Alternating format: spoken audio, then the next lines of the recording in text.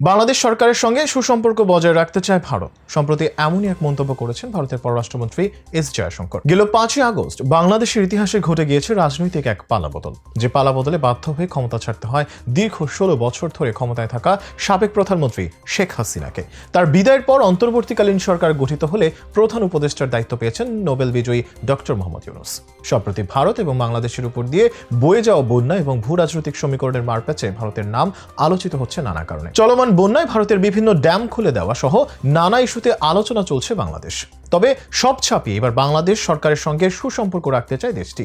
পাশাপাশি বন্যার বিষয়ে বাংলাদেশের প্রস্তাব বিবেচনা করতে পারে বলেও জানিয়েছে দিল্লি প্রশাসন। দুই প্রতিবেশী দেশ হিসেবে দক্ষিণ এশিয়ার মানচিত্রে অত্যন্ত গুরুত্বপূর্ণ ভৌগোলিক অবস্থানে রয়েছে ভারত এবং বাংলাদেশ। বঙ্গোপসাগর তীরবর্তী অঞ্চলের কারণে এই অঞ্চলের ভূ রাজনীতিতে প্রভাব রাখতে চায় পরাশক্তি দেশগুলো। নিজেদের সামরিক এবং অভ্যন্তরীণ নিরাপত্তার স্বার্থে বারবারই এক ধরনের নীতি অবলম্বন করে আসছে দুই দেশ। বিশেষ করে বিগত আওয়ামী লীগ সরকারের মেয়াদে সেসব চোখে পড়েছে উল্লেখযোগ্য হারে। তবে নতুন সরকারের সঙ্গেও সম্পর্ক বজায় রাখতে চায় ভারতের পররাষ্ট্র দপ্তর। এই প্রসঙ্গে ভারতের পররাষ্ট্রমন্ত্রী এস জয়শঙ্কর বলেছেন, বাংলাদেশে রাজনৈতিক পরিবর্তন ঘটেছে, এটা স্বীকার করে নিতে হবে, কিন্তু সরকার যে থাকে তার সঙ্গে সম্পর্ক বজায় রাখা হবে। গত 30 আগস্ট দিল্লিতে ভারতের পররাষ্ট্র নীতি বিষয়ক একটি বইয়ের মোড়ক উন্মোচন অনুষ্ঠানে প্রতিবেশী দেশগুলোর সম্পর্ক নিয়ে আলোচনা করতে গিয়ে তিনি এই মন্তব্য করেন। ভারতের পররাষ্ট্রমন্ত্রী এস জয়শঙ্কর প্রধান অতিথির বক্তব্যে পাকিস্তান ও আফগানিস্তানের পর বাংলাদেশের প্রসঙ্গ নিয়ে কথা বলেন। জয়শঙ্কর বলেন, স্বাভাবিক কারণে সাম্প্রতিক অনেক আগ্রহের প্রেক্ষাপটে এ নিয়ে কথা বলি। আপনারা সবাই জানেন, স্বাধীনতার পর থেকেই বাংলাদেশের সঙ্গে আমাদের সম্পর্ক উঠানামার মধ্য দিয়ে গেছে, আর সরকার যে থাকে তার সঙ্গে সম্পর্ক বজায় রাখবো, এটাই স্বাভাবিক। কিন্তু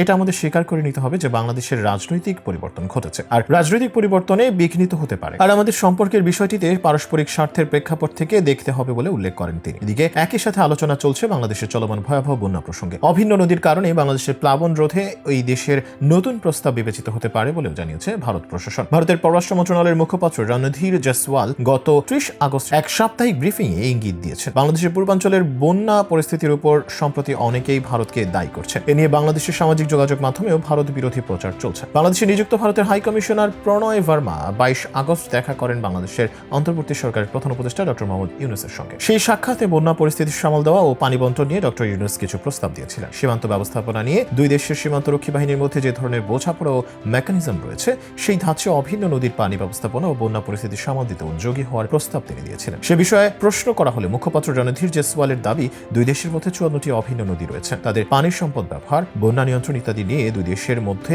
বহুদিন ধরে স্বীকৃত কিছু মেকানিজম রয়েছে, প্রাতিষ্ঠানিক ব্যবস্থা আছে। এই অনুযায়ী ভাটির দেশ হিসেবে বাংলাদেশকে ভারতে নিয়মিতভাবে ঠিক সময়ে সব তথ্য সরবরাহ করে। এছাড়াও জয়সওয়ালের দাবি, নতুন কোনো মেকানিজম বা প্রচলিত ব্যবস্থার উন্নতি ঘটালে ও মানুষের দুর্দশা কমাতে পারলে তা নিয়ে দুই দেশ আলোচনা করতেই পারে, বিবেচিত হতেই পারে। এবারের বন্যা মানব সৃষ্ট ও ইচ্ছাকৃত বলে অনেক প্রচার বাংলাদেশে চলছে। এ প্রসঙ্গে মুখপাত্র বলেন, ত্রিপুরা ও বাংলাদেশের পূর্বাঞ্চলে অভাবিত বন্যার পর ভারত দুটি বিবৃতি দিয়েছে, তাতে বন্যার কারণ কি তা বিস্তারিতভাবে ব্যাখ্যা করা হয়েছে। যেখানে বলা হয়েছে, বন্যার কারণ প্রবল বৃষ্টি, ভারত ইচ্ছা করে বাংলাদেশকে বানভাসী করেনি। এছাড়া অন্য এক প্রশ্নের উত্তরে মুখপাত্র উল্লেখ করেন, পট পরিবর্তনের পর ভারতীয় প্রকল্পগুলোর কাজ আপাতত থমকে আছে, কর্মীদের অনেকেই ভারতে ফিরে এসেছে। প্রতিটি প্রকল্পের উদ্দেশ্য দুই দেশের জনকল্যাণ। তার মতে ভারত চিরকালই বাংলাদেশের শুভাকাঙ্ক্ষী। বাংলাদেশের স্বাভাবিকতা ফিরে এলে প্রকল্পগুলো নিয়ে সরকারের সঙ্গে কথা বলা হবে। নতুন সরকার স্বাভাবিকতা ও সুস্থিতি ফিরিয়ে আনার সব রকম চেষ্টা করছে। জয়সওয়ালের মতে ভারত চায় দ্রুত স্বাভাবিকতা ফিরে আসুক, যাতে জনমুখী প্রকল্পগুলোর কাজ শুরু করা যায়। বাংলাদেশে জামায়াতে ইসলামের উপর থেকে নিষেধাজ্ঞা প্রত্যাহার এবং সেই সংগঠনের পক্ষ থেকে ভারতের সঙ্গে সম্পর্ক উন্নত করার অভিপ্রায় নিয়েও প্রশ্ন করা হয়। জবাবে রণধীর জয়সওয়াল জানান, নিষেধাজ্ঞা প্রত্যাহার বাংলাদেশের অভ্যন্তরীণ বিষয়। সম্পর্ক স্থাপন উন্নত করা প্রসঙ্গে তিনি বলেন,